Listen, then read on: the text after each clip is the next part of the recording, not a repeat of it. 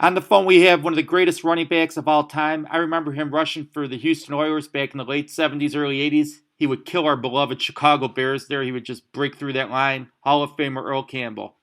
Mr. Campbell, I see that you went to University of Texas. How come you chose Texas and not Oklahoma or some other college? Well, I feel like Texas and Royal was the best school for me, and not Oklahoma, because so many people was going to Oklahoma. It wasn't that I was afraid of it. I just felt that being from the state of Texas, it was best I play in the state of Texas, and it worked out. Was there any consideration with SMU because they were a football powerhouse back then too? No, it was between Oklahoma, Texas, and that was about it, because those were the two schools that was really dominating everything when I was coming up. So did Darrell Royal personally recruit you? Yes, he did, and he had a scout named Ken Dabbs. And Ken Dabbs spent more time with me than Darrell Royal. And because he was, once again, he was the recruit coordinator. And once I got to have a chance to meet Coach Royal, we hit it off right away. But Coach Dabbs started coming to my high school my sophomore year recruiting guys. And of course, he lost those guys, but I believe that I was the first one that he recruited to come to the UT that he was after. And then Coach Royal and I got involved. What was it like to play for Coach Royal? Oh, it was great, man. It was like no nonsense, but he wanted the best players, and he wanted to get the best out of you. And it was more about, it was a lot about football, but it was more about the student and getting you ready to meet the life after sports. Did it surprise you when Coach Royal decided to retire after 76? Well, yeah, because, it was all of a sudden. But, I thought it was a shock then, but as I got older and learned that after you stay in that game so long, it's nothing to do after you won national championships in colleges and all that. But so I felt as though the guys was getting where he couldn't control them as much, and he couldn't get the best players like he was getting. And I believe that he decided that now I went out of one, I came in winning, I'm going out of winner, and nothing's wrong with having other interests in life. Did you just assume when your teammates that Mike Campbell was going to take over? Yes, I was so sure, because he was the defense coordinator for so many years with Coach Royal, and he was right up under Coach Royal. So I felt as though he was going to take over. But see, Fred Akers was my running back coach my freshman year, and he had been working for Darrell Royal for about 20-something years, I believe. So when he got the job, it just made sense, because we all knew Fred Akers. Were you kind of happy they got rid of that wishbone and went to the one running back under Coach Akers? Well, looking back on it all, the best thing that happened in my whole career was that Coach Akers came in and changed everything up right away.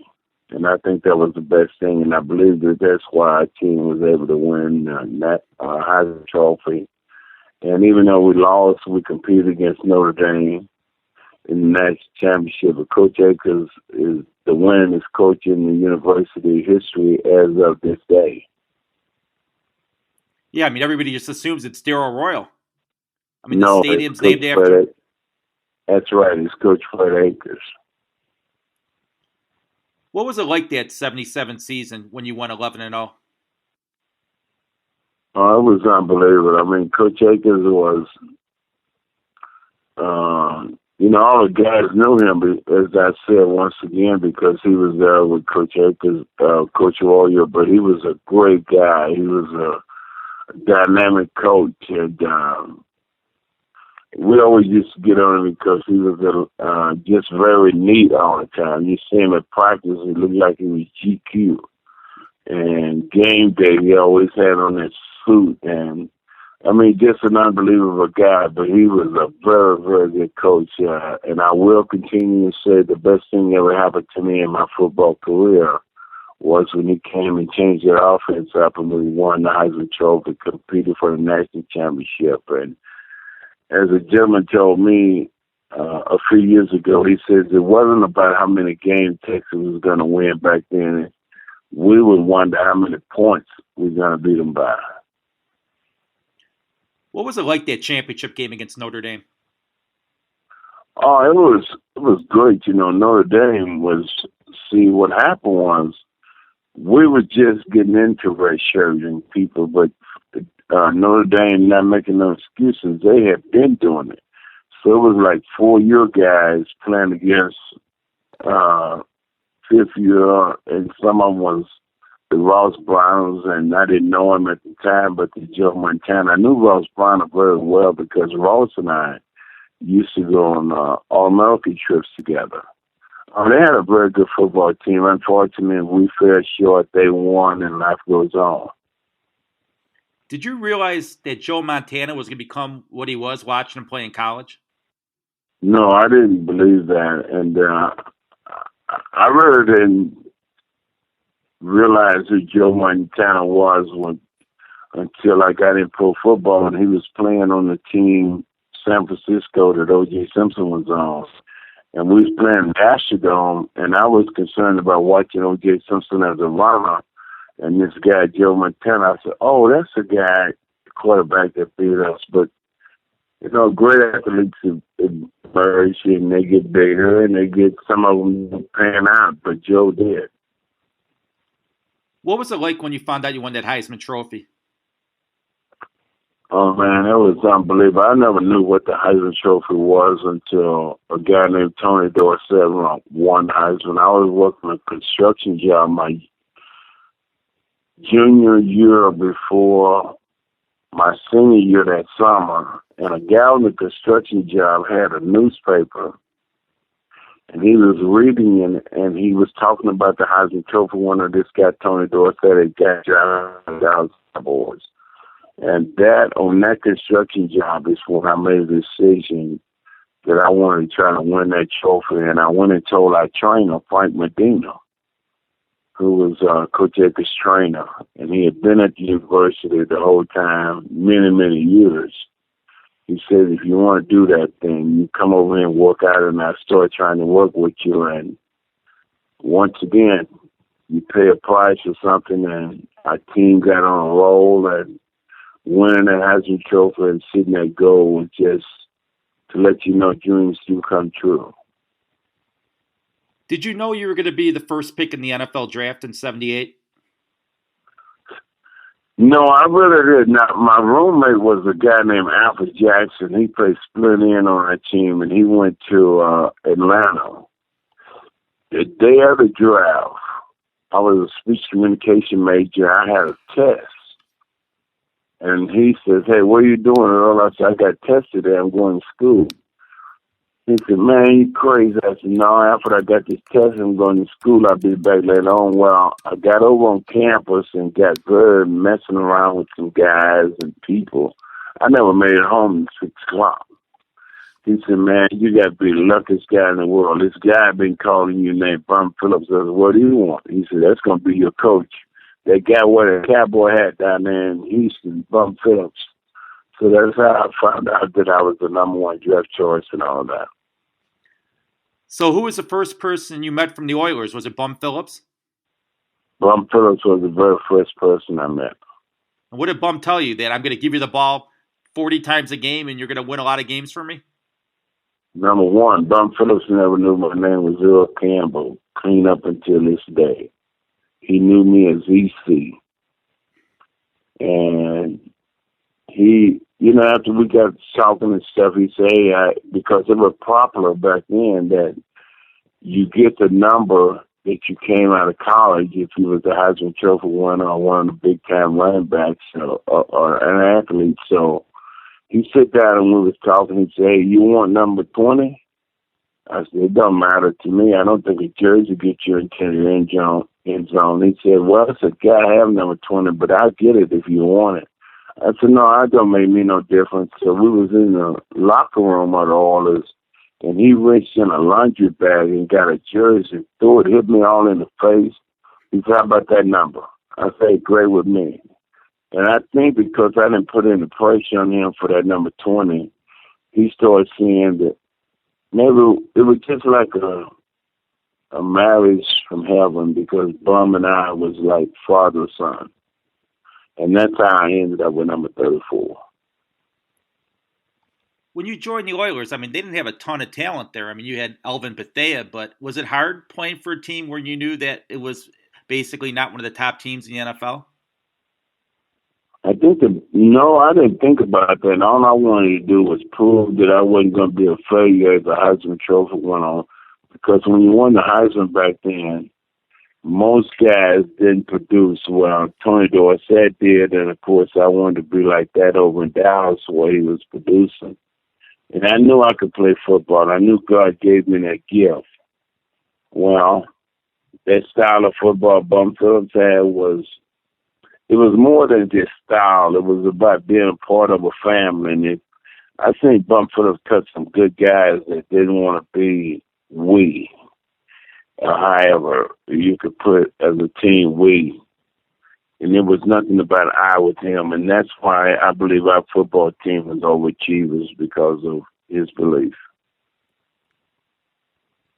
It seemed like Bum just had a personality. He was the polar opposite of the Dallas coach and Tom Landry. Tom Landry was more quiet. He was the total opposite of any coach. I mean, he loved country music.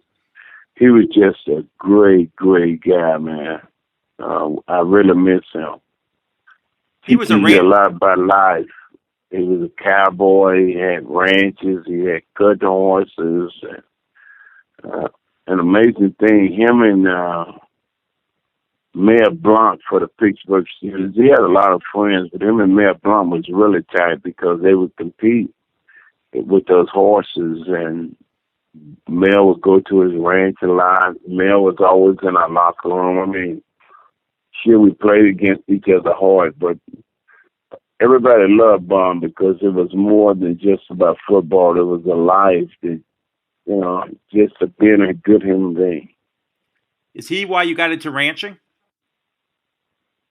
Well, a little bit. I went back. I used to work on this ranch when I was coming up, and it used to be in my mother's family when she was a little girl. And I went back and bought it my rookie year. The gentleman told my mom he would only sell it to me for this price, and I bought it in 1978 and been on it. And yesterday when you were chasing me, that's what I've been doing. I've been on a ranch for about 4 weeks working and stuff like that. Did Bum Phillips teach you the work ethic that you have today? No, I would have to say the work ethic that I have today was taught by my mother. Darryl Royer messed with her a little bit, put his blessings on it. Fred Akers put his blessing on it. Bum Phillips put his blessing on it. But the good Lord and my mother taught me how to do all that. Was she your toughest coach? I don't know. She was my toughest critic, I'd say, as far as making sure I was trying to do the right thing. And, of course, I have 6 brothers and 4 sisters. As she says, Earl is just one of my kids. I'm number 7 in the family. How did you get the nickname the Tyler Rose? Well, Tyler, Texas is known for the rose capital of the world. And outside of working on ranches and stuff and hauling hay and all that stuff, when they would that's what I would do as my second job. My first job was working in the rose field. My family owned a rose field business, and we worked in the rose fields for other people. So one day, this guy named Rick Ingram, who was our left guard, he heard me talking and doing an interview. He said, "That way to go, Tyler Rose," when I was at the university, like my freshman year. And that's how I got that it stuck with me, the Tyler Rose. But I'm from there, and they grow roses. His I know you mother named was from there, and she knew, and that's how he knew. Yes. I know you named one of your kids Tyler. Did you name any kids Rose? No, I didn't have any girls. I So have you're a Tyler Campbell. I have a Tyler Christian Campbell. My oldest son is Earl Christian the second. I just have two boys. I don't think either one would have wanted to be named Rose. No. It was better. When you played in that championship game against the Steelers, I remember Jack Ham telling me that there was about a minute left to go in the game. The Steelers had the game won, and he said you came through there, and you basically came through, and you almost, I think you broke his helmet. He goes, Earl, what are you doing? The game's over. And you told him, I don't quit playing until the whistle blows. Is that true? That's right. I gave it my all until the game was over. Not just that game, but that's the way I played throughout my career. Who did you compete against when you're in the pros? Against Walter Payton, the other team, or just against yourself? No, I competed against that guy in Texas named Tony Dorsett. I would get the guy on the airplane, the pilot, to call Dallas and see how many yards Tony Dorsett gained when we would play at home. I always wanted to outdo him. And then on Mondays, I would try to find out what Eric Dickerson, what Walter Payton did. But I think in my day, Walter was the best, was the top out of all the running backs. And, of course, the master was Jim Brown. And the more and more I played, the more and more people said I was like Jim Brown. But Tony Dorsett and Walter Payton was two of the guys that I really competed against. Walter could run and catch, but it seemed like you were just a sheer better running back than Walter, just running the ball, because, I mean, you had power and speed. Well, I don't know. You must have went to Walter Payton because he could kick those legs and put a move on you, and he could run over you as well. He was an all-around running back. I think my deal was I couldn't catch the football very well. I didn't like that. I wanted to run with it. And, running backs do different things. That's why it's always hard to say who's the greatest of them all, I think. Was it hard playing with the Oilers, playing in the Cowboy shadows in Texas? It seemed like Dallas was America's team, and the Oilers are kind of forgotten about. Well, I'll tell you how Bum Phillips put it to us when we played them on the very first Thanksgiving when they used to play Washington Redskins every Thanksgiving.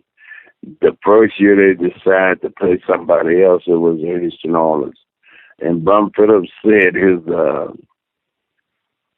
pep talk or whatever you say before the game. I didn't really believe in pep talks, but I listened to everything.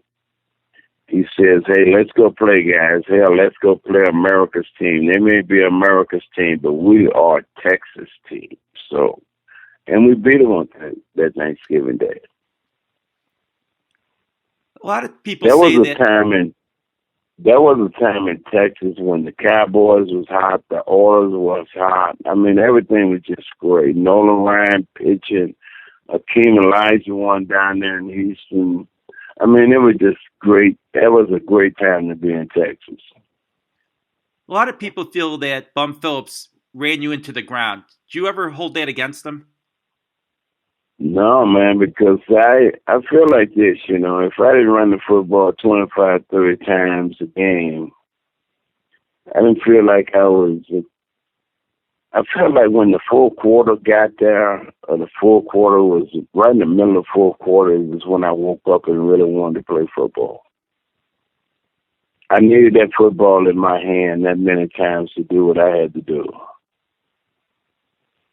You pay a price for everything. To get something out of life, you pay a price to it.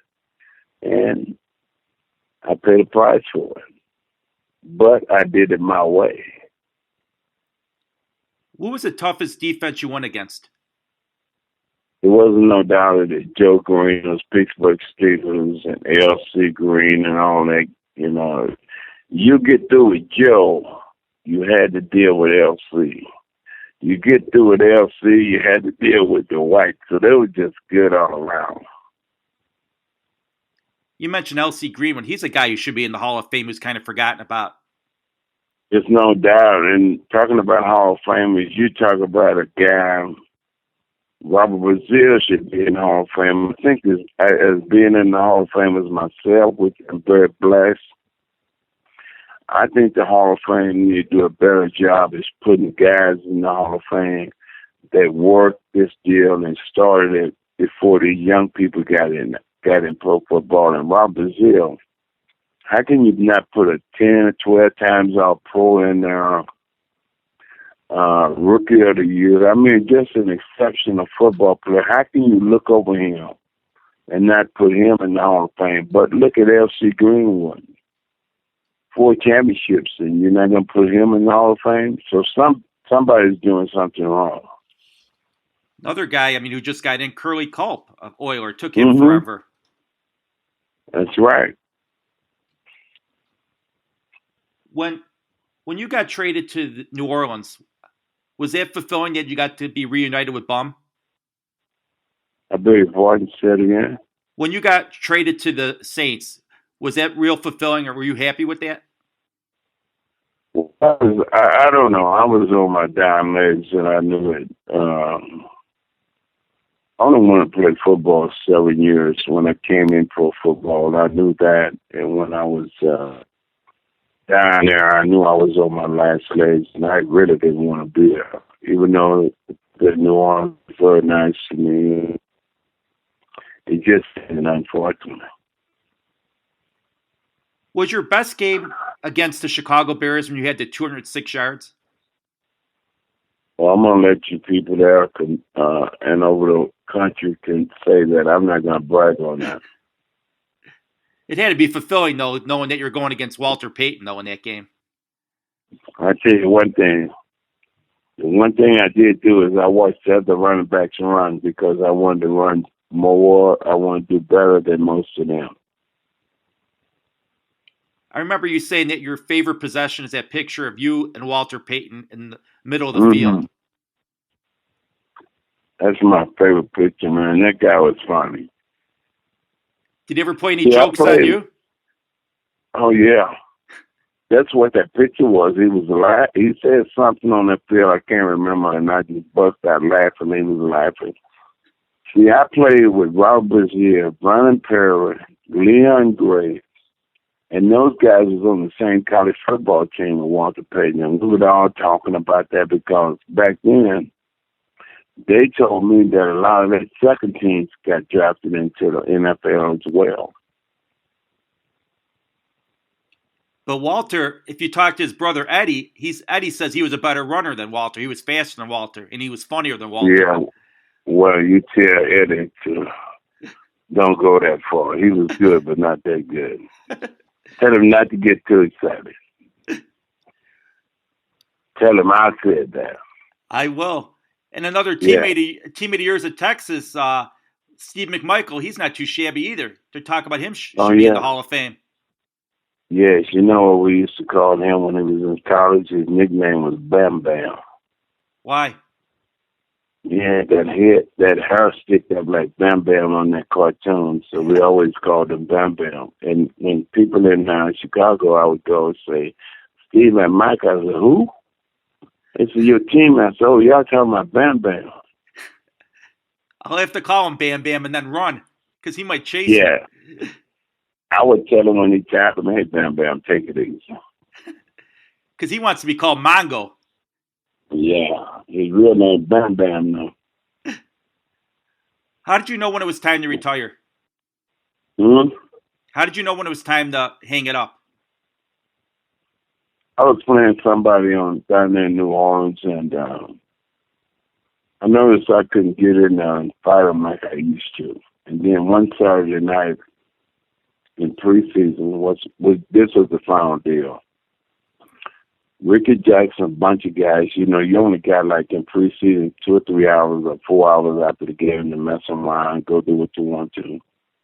And they was asking me to come on and go, or come on and go. I said, no, man, I can't.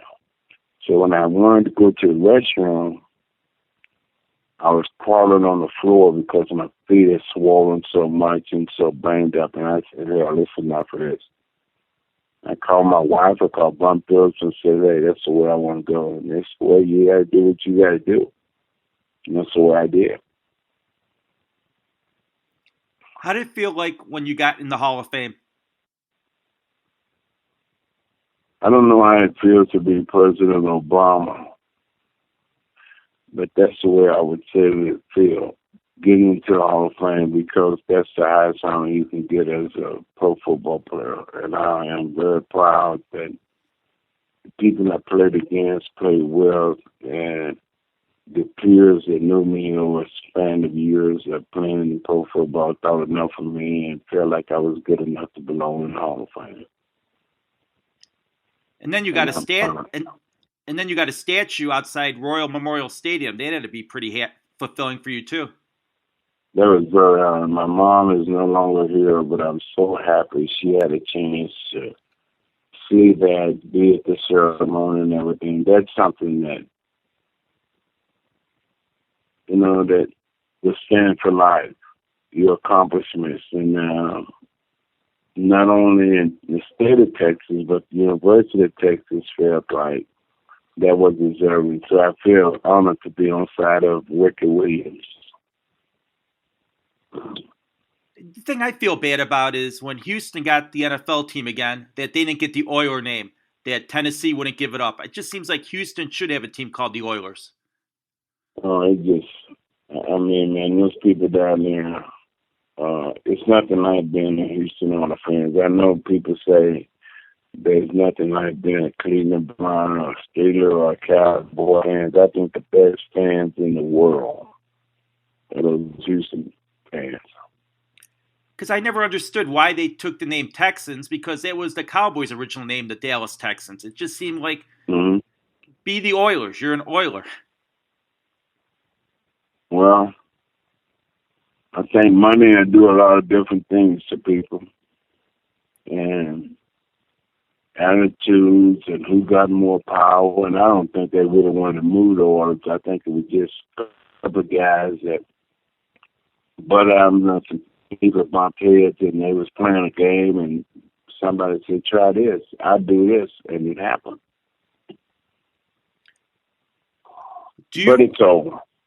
Do you feel that you're a Houston Oiler, you're a part of the Houston Texans, or you're part of the Tennessee Titans? I'm a Texan, man. I'm my high school, my junior high, my college, everything I've done, I owe to the state of Texas, so I'm going to leave it like that. How did you end up getting into the meat business? How did you end up starting Earl Campbell Meat Products? Me and a couple of guys met, and we started doing some cooking, and they had a restaurant, and it was kind of like a Saturday morning, kind of like this.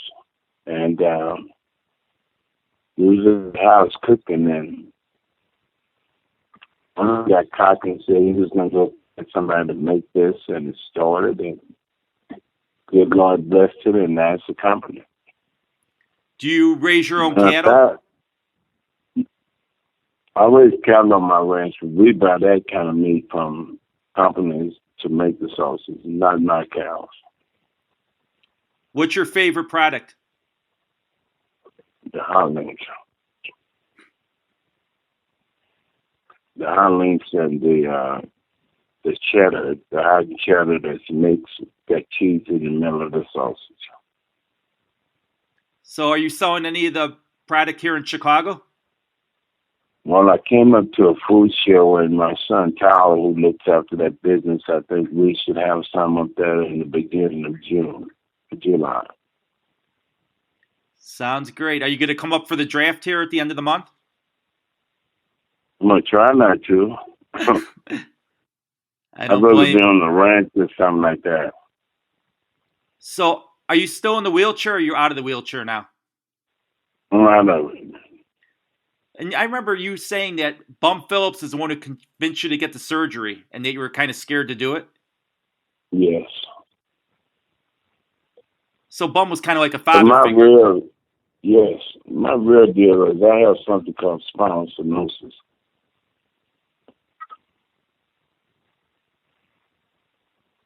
Do you think that was caused by football, or you think that was just something you were born with? I think football didn't hurt it. I think that helped it, but I was born like that as well. A lot of people say they would never play football again if they knew what they had to go through later on in life. Would you have changed your life if you knew what would have happened to you from playing football? If I could play right now, I'd do it all over again. I wouldn't change anything, but trying to put it on longer.